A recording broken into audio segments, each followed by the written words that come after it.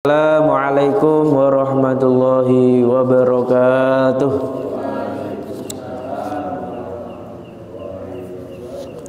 Ila hadratin Nabil Mustafa Muhammadin sallallahu alaihi wasallam wa ala azwajihi wa alladhi wa dhurriyyatihi wa jami'i ikhwanihi minal anbiya wal mursalin wal awliya wa syuhada wa sholihin wa sahabati wa tabi'in lamil amilin al musannifin wa nakhusu khusan ila ruhi Syekh Nawawi al-Madani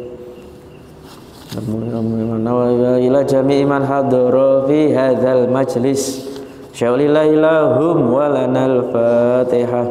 A'udzu billahi minasy syaithanir rajim. Bismillahirrahmanirrahim.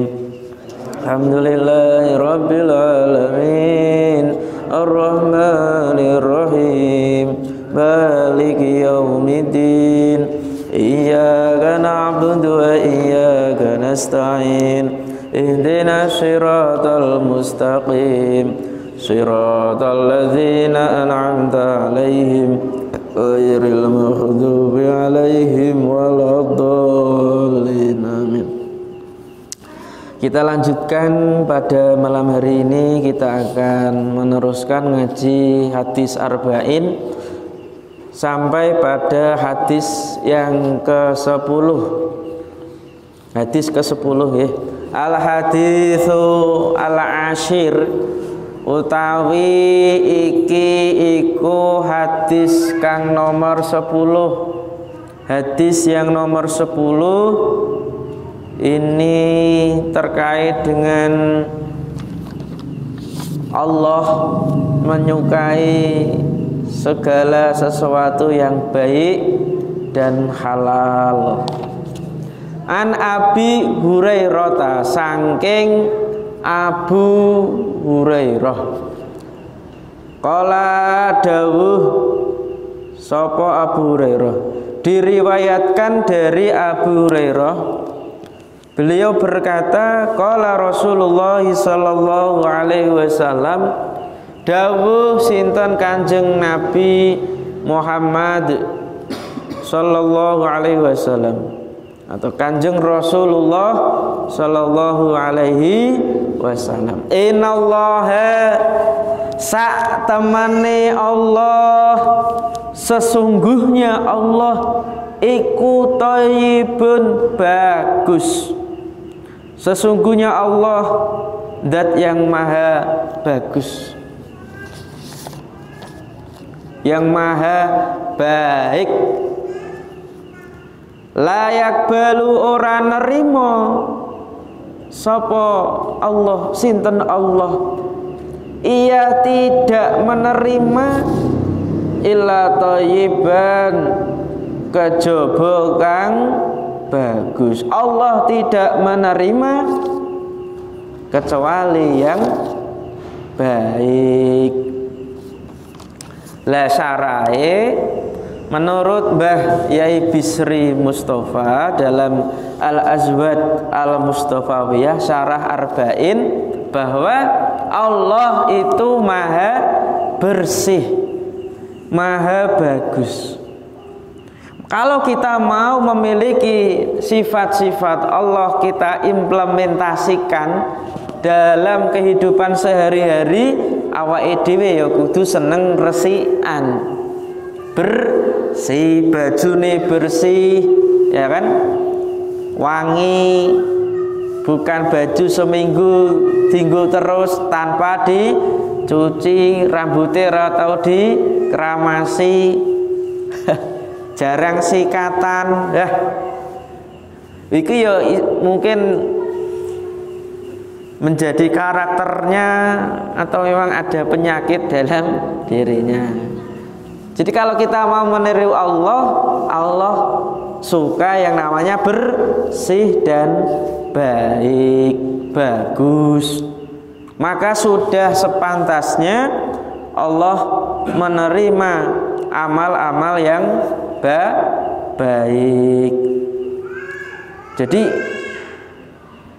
menerima amal yang baik, jadi menurut Mbah Bisri, amal itu ada dua. Satu, amal yang berbasis tenaga, kekuatan. Aktivitas ini termasuk apa? Tenaga ya.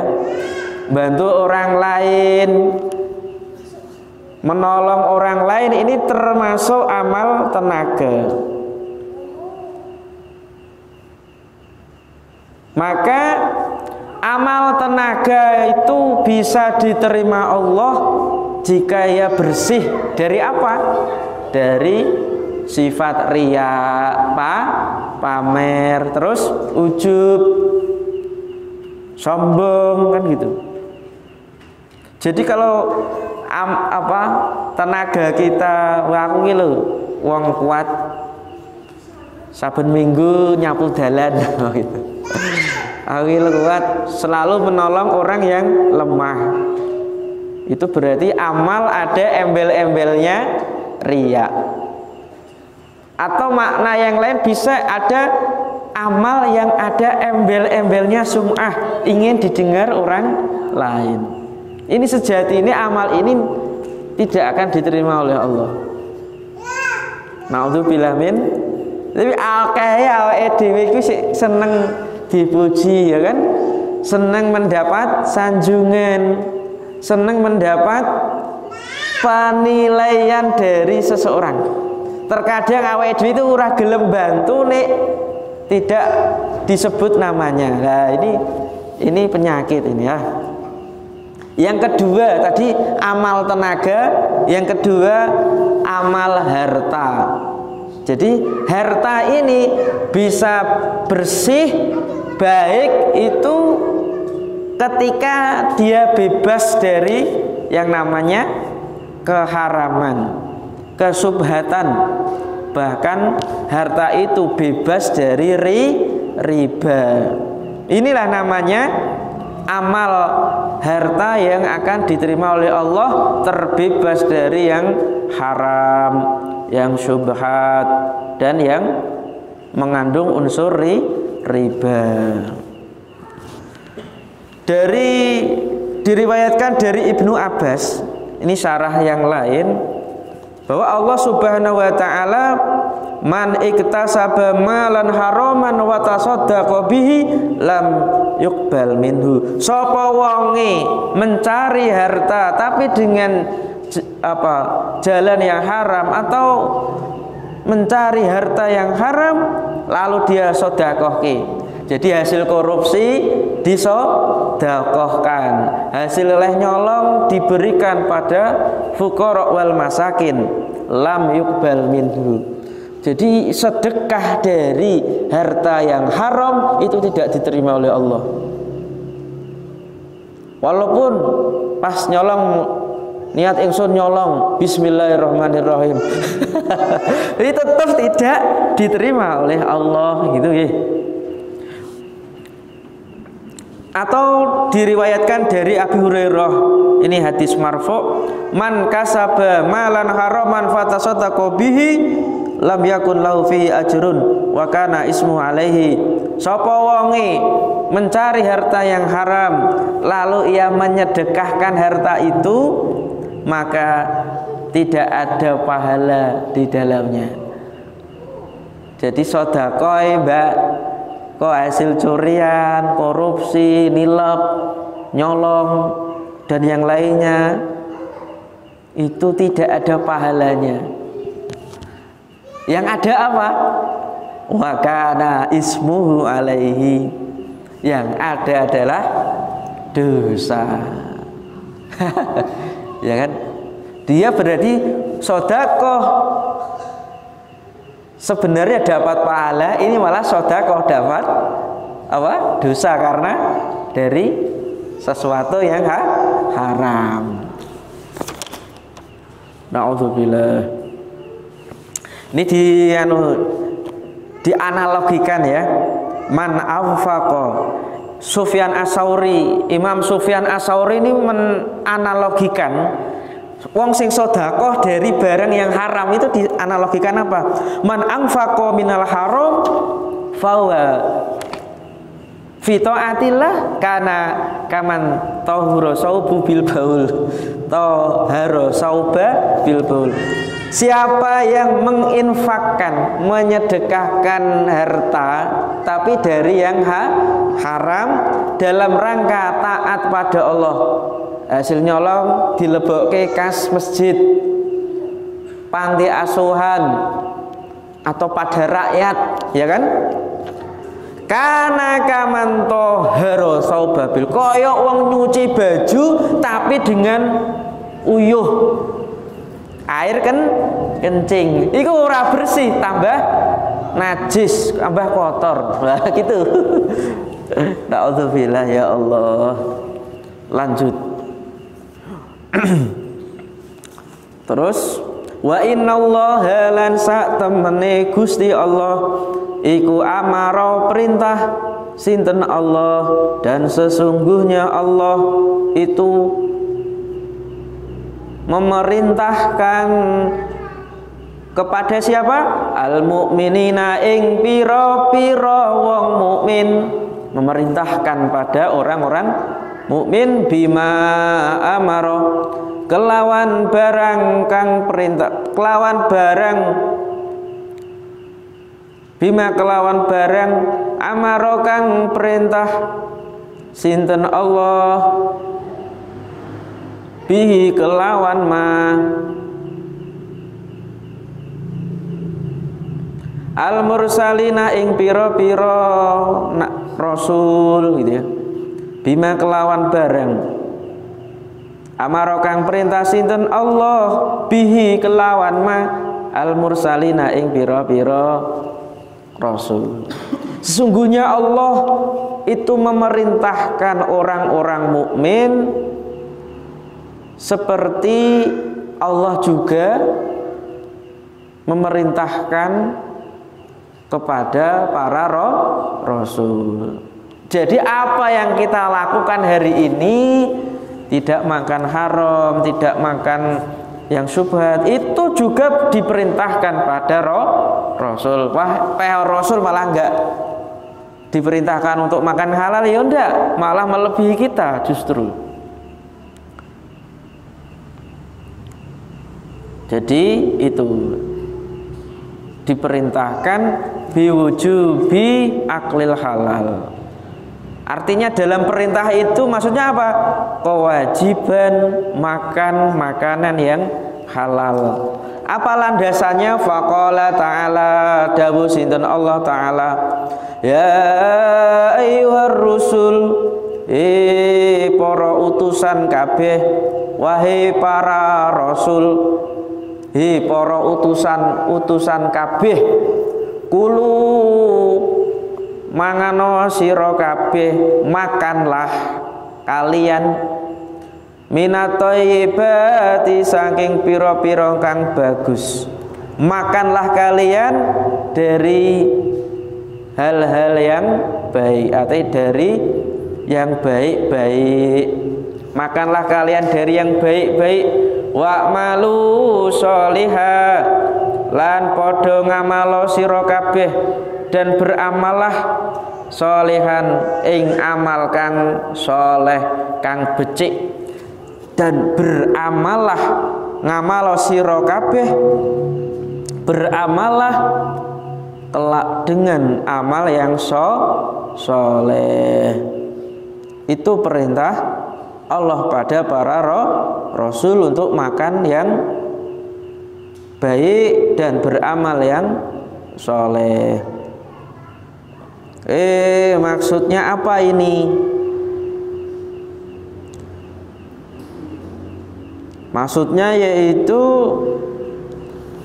yang baik itu apa? Yaitu makanan yang halal, yang memberi manfaat pada kalian. Jadi syariat itu memerintahkan kalau makan makanan yang halal, walaupun itu tidak lezat, tidak enak, makanlah.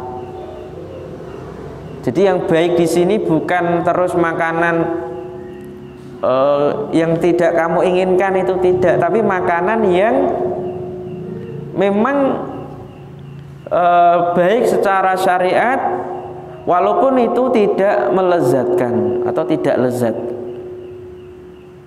Sedangkan haram, makanan yang haram walaupun lezat, babi, anjing itu sebenarnya enak loh ya, enak.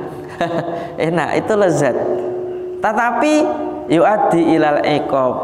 Tapi itu ketika makan makanan yang enak-enak tapi diharamkan, itu endingnya dapat siksa dan dapat apa? Dosa.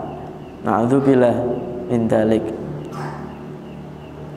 Jadi menurut Imam Syafi'i di sini ala taro analah mal khinzir. Jadi Imam Syafi'i itu mengatakan daging babi itu enak loh ya. Nah, gitu. Karena banyak orang mengatakan demikian kan. Tetapi dia haram secara ijma. Wasibru, obat walaupun tidak enak, ya toh. Apa kalian jamaah ini senang obat kan enggak? Tetapi dia bermanfaat, halalan ijma'an, kecuali obat sing berbahaya dan mengandung kebanyakan daging babi atau apa gitu. Tidak ada persentasinya melebihi kadar ukurannya, nah itu baru haram. Lanjut. Jadi kalau Mbah Bisri mengatakan apa yang diperintahkan pada manusia, maka ia juga diperintahkan pada Rasul, ia juga diperintahkan pada manusia yang lain. Begitu. Lanjutnya, wa qala ta'ala lan dawuh sinten Allah Ta'ala. Ini yang pertama itu surat Al-Mu'minun 51, yang kedua surat Al-Baqarah. Ya ayyuhallazina amanu hi wong padha iman. Hi wong kang padha iman. Ya ayyuhallazina amanu hi wong kang padha iman. Kulu mangano sira kabeh. Nek awake dhewe orang-orang yang beriman, berarti awake dhewe termasuk dapat khitab atau perintah dari Allah untuk apa? Makanlah kalian min thayyibati saking bagus, min thayyibati ma saking baguse barang. Rozakna kang wis paring sapa kita ingsun kum ing sira kabeh orang-orang yang beriman, makanlah sesuatu yang baik-baik yang telah kami berikan rizki padamu, yang telah kami rezekikan padamu. Itu. Ini kedua ayat ini sebagai penguat bahwa kita semua diperintahkan untuk makan yang baik, artinya halal dan bermanfaat. Begitu.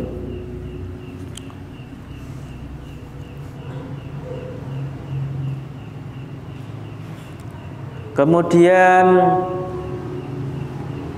menurut Abi Sulaiman Ad-Darani bahwa aklut thayyibat yurisu ridho anillah. Makan makanan yang baik itu efeknya itu akan mendapat ridho Allah Subhanahu wa ta'ala. Ada ulama mengatakan inna syakhsa yusabu idza akala thayyiban qusida bil ala ta'ah. Jadi awake dhewe kalau makan yang baik diniatkan untuk kuat bertakwa, menjalankan ketaatan, menjalankan ibadah, maka akan mendapat yusabu, mendapat pahala. Niat ingsun mangan sate krana kuat ibadah. Ibadah kan akeh. Niat ingsun ngombe es boba ya lah krana Allah. Mbak Mas niat ingsun ngombe kopi ben kuat ibadah, maca Quran, ibadah diskusi tentang kehidupan. Ya udah apa-apa. Gitu ya.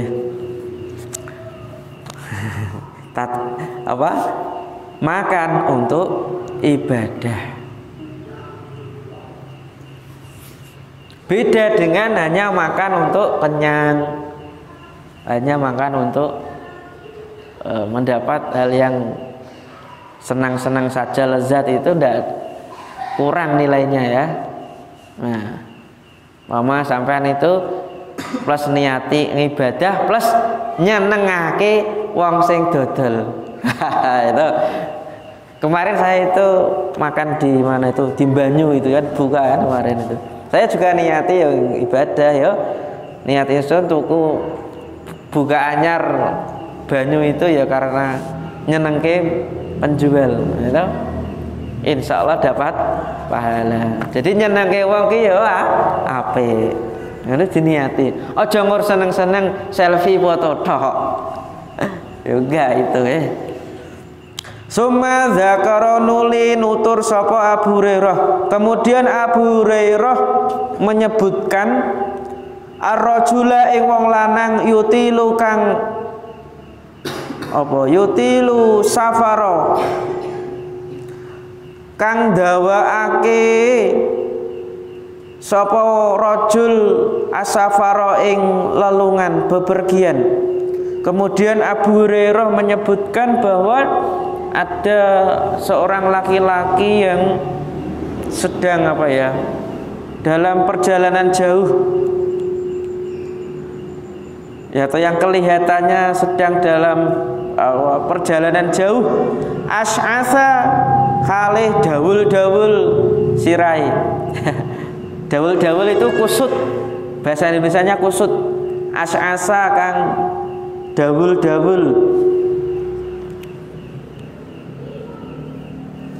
Akhbaro kang beleduken rambut dawul-dawul rambutnya dan dia berdebu, kusut dan berdebu.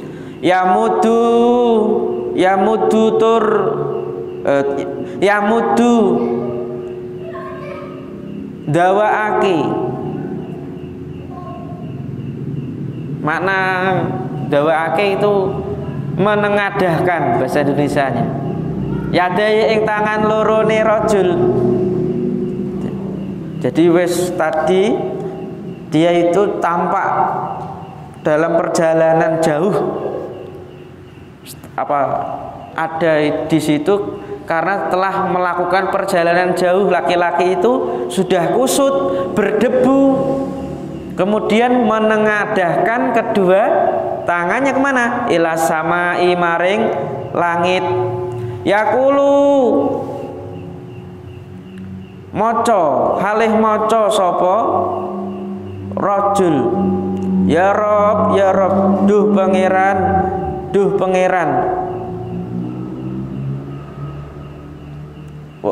wahai Tuhan, wa mat'amuhu, maksudnya itu berdoa ya. Ya Rob itu berdoa.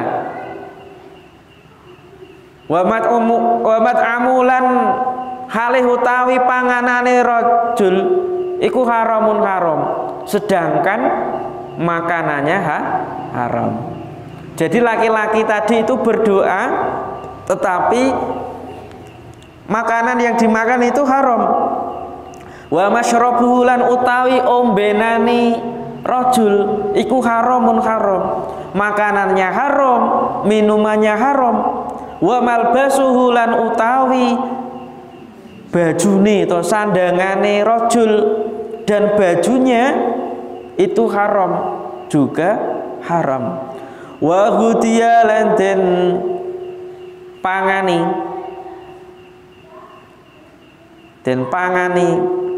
bil harami kelawan haram, dan dia diberi makan atau ya diberi makan dari yang haram, makanan, minuman, bajunya dari yang haram, dan dia diberi makan dari yang haram. Fa'ana mongko kepiye yustajabu di ijabahi dungane rajul maka bagaimana doanya orang tadi bisa dikabulkan?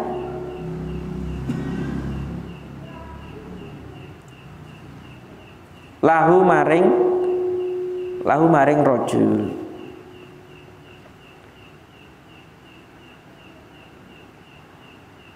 Bagaimana doanya bisa dikabulkan? Wong panganane haram. Artinya apa? Makanan-makanan yang haram, minuman yang haram, baik zatnya, bentuknya, maupun cara mendapatkannya, bajunya juga haram, dan dia diberi makan yang haram. Bagaimana bisa doanya dikabulkan? Awake dhewe kudu rumangsa. Nek awake dhewe ndonga terus kok urung dikabulke Allah, jangan-jangan ada makanan yang kita makan itu tidak halal. Itu ya. Jangan-jangan ada makanan yang tidak halal, tapi malah makanan yang haram. Na'udzubillah min dalik.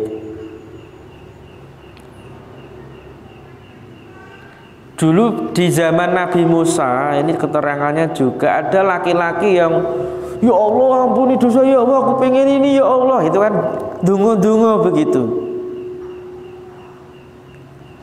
Kemudian dia menengadahkan tangannya ke langit, ya Rob lima dzalik.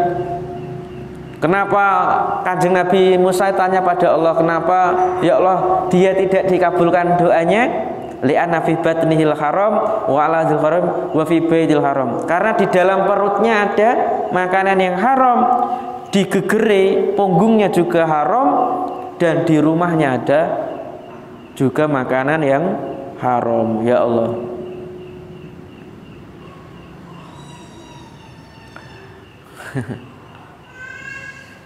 Ada ahli syair mengatakan, nahnu nadul ila fi kulli karbin. Kita selalu berdoa ketika kita rupek sumpek. Kemudian summa nangsau inda kasfil kurub.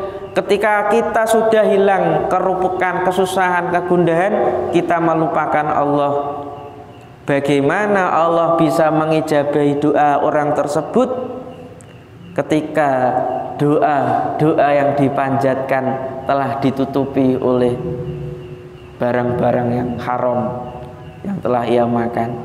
Jadi barang-barang yang haram itu menutupi mustajabnya doa. Maka syarat doa dikabulkan salah satunya makan, minum, baju yang halal.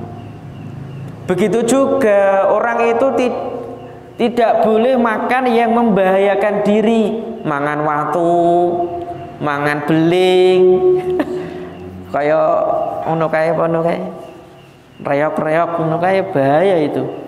Tidak hanya itu, sekarang itu makan aspal itu korupsi maksudnya. Cagak listrik dimakan, korupsi maksudnya. Mangan tambang emas ngono kae ditipangani.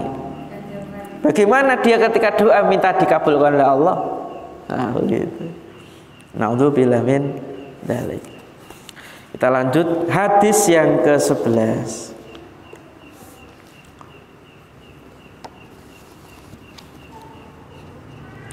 Al-hadisul ahadi asyara utawi hadis kang nomor 11 iku terkait menjauhi hal-hal yang subhat dan yang mamang, sama. An Abi Muhammad saking Abi Muhammad Al Hasan bin Ali bin Abi Thalib, yaitu Sayyidina Hasan bin Ali bin Abi Thalib, Sibti Rasulullah sallallahu alaihi wasallam, cucune Kanjeng Nabi Muhammad Rasulullah sallallahu alaihi wasallam, wa raihanatihi lan kekasihe Kanjeng Nabi. Dia adalah cucu Rasulullah dan kekasihnya. Qala kang ngendika sapa Hasan, Hafitu apal sapa ingsun min Rasulillah sallallahu alaihi wasallam saking Rasulullah sallallahu alaihi wasallam. Saya hafal dari Rasulullah sallallahu alaihi wasallam suatu hadis, yaitu dak mayaribuka, dak tinggalono sira, tinggalkanlah, mayaribu maing barang, yaribu maing barang, yaribu kang mamangake apa ma ka ing sira, yaribu roba, yaribu kang mamangake apa ma ka ing sira. Tinggalkanlah sesuatu yang menjadikanmu ragu ilama marang barang, la yaribu kang ora mamangake apa ma. Tinggalkanlah apa-apa yang membuatmu ragu dan kerjakanlah gitu ya, apa-apa la yaribu kang ora mamangake apa ma ka ing sira, dan kerjakanlah apa-apa yang tidak membuatmu ragu.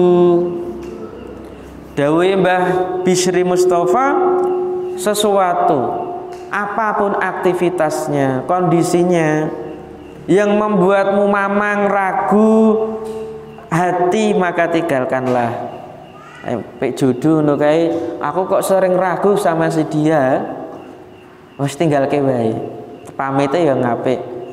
Maaf Mbak, ya, jadi mohon maaf selama ini bisa ta'aruf gitu ya Mas ya. Kalau mamang nggak usah, ragu-ragu itu nggak usah, harus yakin. Bismillah itu. Jadi kalau ragu-ragu tinggalkanlah, kerjakanlah, lakukanlah sesuatu yang membuatmu tidak ragu. Lah Sayyidina Hasan itu cucu Rasulullah. Ada Hasan sama Sayyidina Husain ya. Jadi Sayyidina Hasan itu memiliki, ya pernah juga memiliki dawuh yang penting ya. Dawuh yang penting yaitu kun fid dunya bi badanika. Jadilah orang yang di dunia itu dengan badanmu, wa fil akhirah biqalbika, dan di akhirat dengan hatimu. Begitu. Artinya apa? Artinya di dunia itu ya dengan badan, aktivitasnya penuh dengan badan. Tapi kalau mau ke akhirat, tidak hanya badan tapi juga dengan hati. Amal ya kudu ikhlas, itu salah satunya. Dan Sayyidina Hasan ini meninggal pada umur 50 tahun ya. Kemudian dimakamkan di kota Baqi.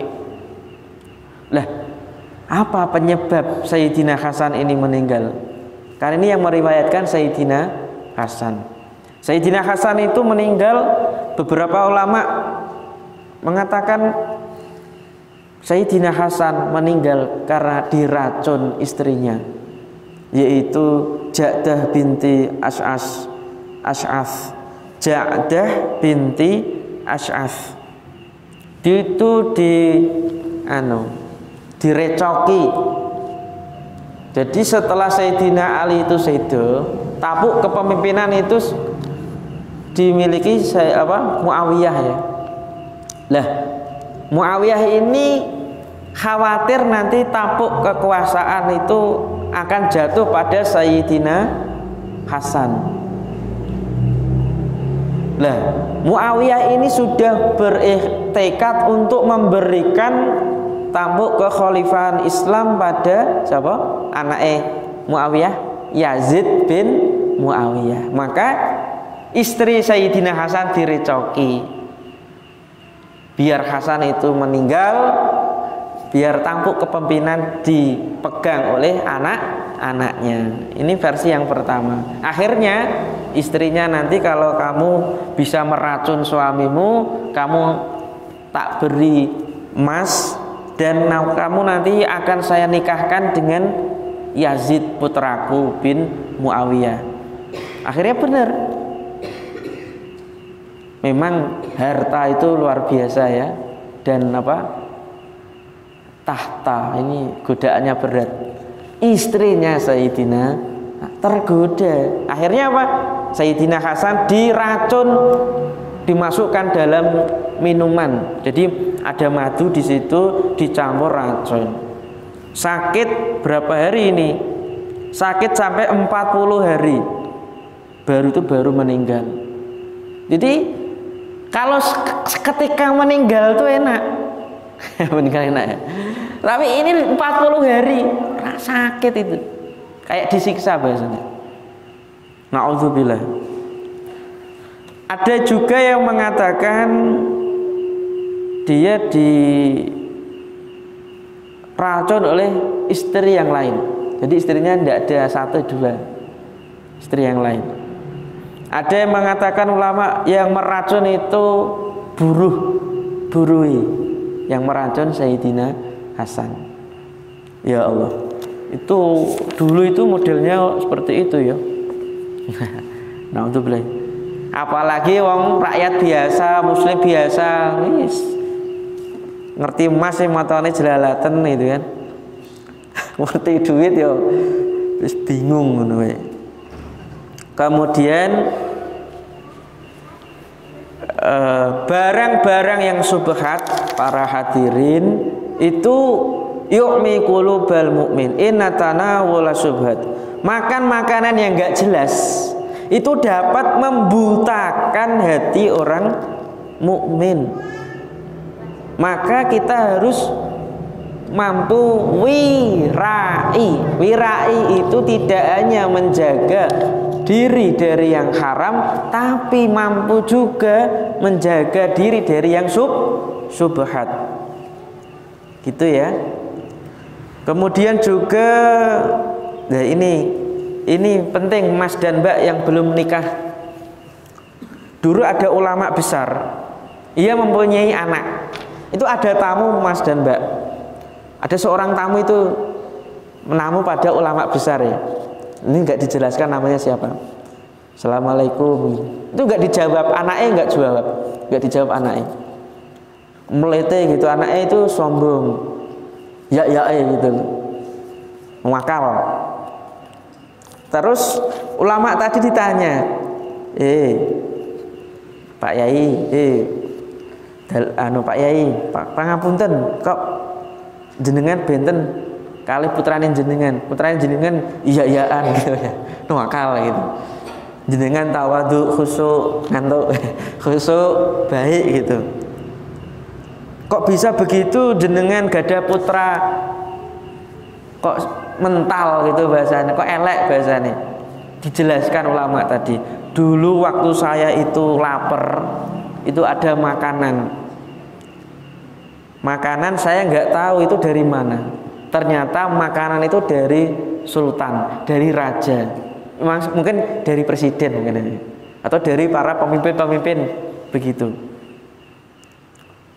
Kemudian ketika saya makan makanan itu, kemudian syahwat saya itu memuncak, lalu saya berhubungan dengan istri. Maka anakku itu nutfah dari sperma makanan, hasil makanan yang saya makan yang tidak jelas.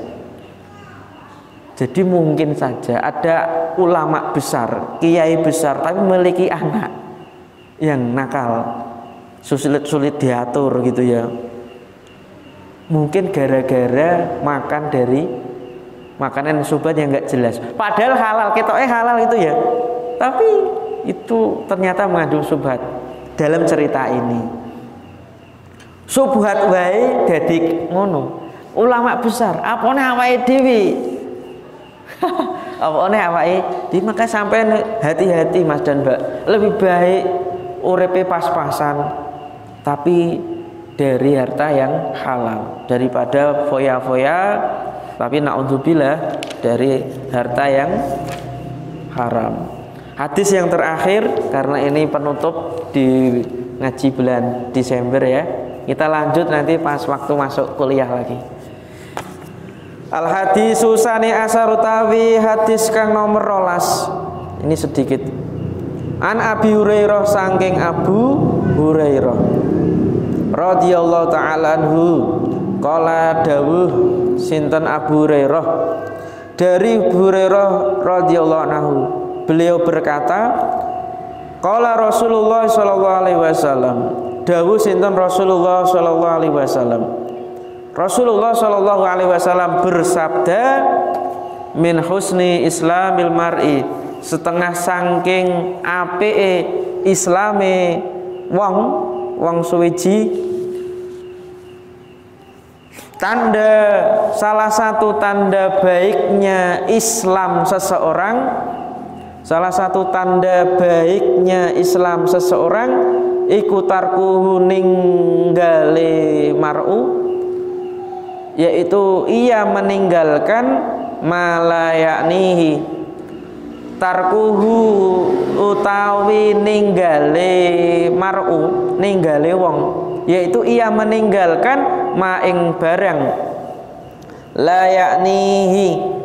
layaknihi kang ora manfaati atau maidahi apa ma hi ing mar'u atau wong, yaitu meninggalkan apa-apa yang tidak bermanfaat baginya. Mbah Bisri Mustafa menjelaskan bahwa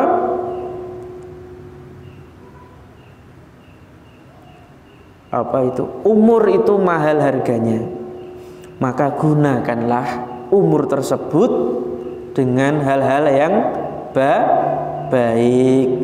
Tinggalkanlah omong kosong, apalagi omongan yang menyakitkan seseorang. Tinggalkanlah, karena itu dapat mendatangkan madharat bahaya. Imam Ghazali mengatakan, ila jutarki malayani, ben awake dhewe itu tidak ada waktu yang tidak bermanfaat. Imam Ghazali ada tips resepnya, yaitu ayyak lama anal mauta baina yadi, ingat kematian selalu mengintaimu. Nek awake dhewe eling mati itu ketoke ora ana waktu sing ora manfaat. Mikir terus yo.